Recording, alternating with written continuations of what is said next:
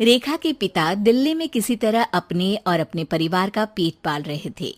पर एक दिन अरे रमेश, तुम्हारी बेटी के तो समझो भाग्य ही खुल गए। वकील लड़के का रिश्ता आया है। अरे वाह, कब करना चाहते हैं शादी? वो लोग तो जल्द से जल्द ही करेंगे। बाकी शाम को मैंने रेखा को देखने के लिए बुला लिया है।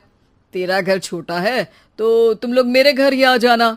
राकेश और उसकी बीवी सारी तैयारी के साथ रोहित और रेखा की शादी कर देते हैं।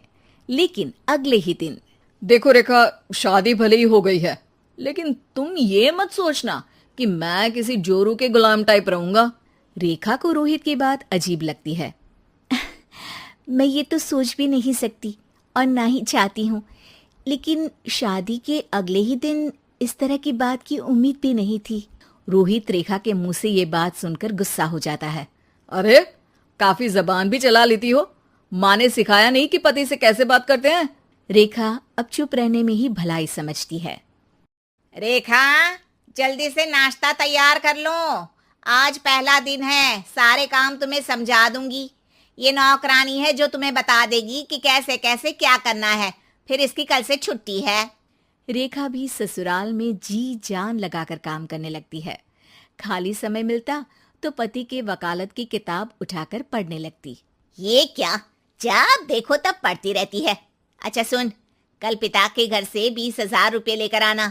मेरे छोटे बेटे की फीस भरनी है। लेकिन पापा क्यों भरेंगे उसकी फीस? अरे वाह जी वाह, पापा क्यों भरेंगे? तो ये बता, हम क्यों रखेंगे तुझे यहाँ? क्यों खाना देंगे फ्री में? अरे, क्योंकि मैं बहू हूँ इस घर की। तभी वहाँ रोहित आ जाता है। अरे वाह, बड़ी जबान चला रही हो। चुपचाप माँ जो कह रही है वैसा कर, वरना सामान उठा और जा अपनी झोपड़ी में। बेचारी रेखा क्या करती, पिता के घर जाती है, उनको सारा हाल बताती है। पिता भी जैसे तैसे पैसों का इंतजाम कर बेटी को ससुराल के लिए विदा करते हैं। देखा, अब कहाँ से आए पैसे? अरे बहुत माल है तुम लोगों के पास, बस सीधी उंगली से निकालते नहीं। नहीं नहीं माँ, पापा ने अपनी मोटरसाइकिल बेचकर पैसों का इंतजाम किया है। पता नहीं अब वो ऑफिस कैसे जाएंगे। अरे वाह भाई, ये भी हम सोचे। खैर, जैसे तैसे दिन बीतते हैं। रेखा जहाँ एक प्यारे से बेटे की माँ बनती है, तो वहीं उसका वकालत की किताब में ज्ञान और गहराता जाता है। हे भगवान, बुरे फंसे। ये केस तो लगता है कि मैं हार ही जाऊंगा।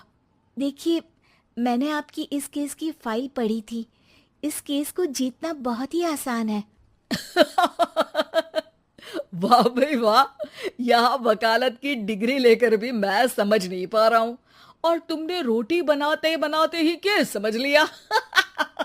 अरे जाओ जाओ, जाकर मुन्ने को संभालो। केस मैं संभालूंगा। ए लड़की सुन, जाकर अपने बाप के यहाँ से 3 लाख लेकर आ। पूरा घर फिर से बनाना है। छोटे की शादी करूंगी तो छोटी बहू को कहाँ रखूंगी? पूरा घर तो तूने घेर रखा है। ऐसा मत बोलिए माँ जी, पापा इतना पैसा कहाँ से लाएंगे? अब तो वो रिटायर भी हो गए हैं। हाँ, तभी तो बोल रही हूँ, रिटायरमेंट के पैसे तो मिले होंगे ना। लेकिन वो अगर आपको दे देंगे तो बुढ़ापा कैसे काटेंगे? रोहित रेखा की बात सुनकर गुस्सा हो जाता है। ए सुन, चल अपना सामान उठा, अपना बच्चा उठा और निकल यहाँ से। रेखा के लाख आग्रह के बाद भी रोहित और उसकी सास उसे घर में नहीं रखते। पापा, मैं तलाक चाहती हूँ। बेटा, मेरे पास वकील के पैसे नहीं है। पापा, आप मुझे वकालत करवा दीजिए, अपना केस मैं खुद लड़ूंगी। इस बार रेखा के पिता भी उसे ससुराल ना भेजकर रिटायरमेंट के पैसों से वकालत करवाते हैं। और फिर एक दिन कोर्ट के बाहर, रोहित, आज तुम अपना ही केस हार गए, वो भी उस लड़की से जिसकी तुमने कभी कदर ही नहीं की। रेखा, मुझे माफ कर दो। मैं इतनी बड़ी अमाउंट कहाँ से लाऊंगा? मैं हर महीने पैसे नहीं दे सकता तुमको। पैसे वहीं से लाना जहां से तुम मेरे पापा को लाने के लिए मजबूर करते थे। एक पिता अपनी बेटी की शादी उसकी खुशहाली के लिए करता है, ना कि सारी जिंदगी कर्जदार बनने के लिए। अरे, मेरे ही बेटे की किताब पढ़ पढ़ कर ज्ञान बांट रही हो। वकालत की किताब तो ससुराल में ही पड़ी थी ना। बिल्कुल, यहाँ मेरी गलती रही। जिस पैसे से मैंने इसकी शादी की थी, मुझे वो पैसे पहले इसकी पढ़ाई में लगाना चाहिए था।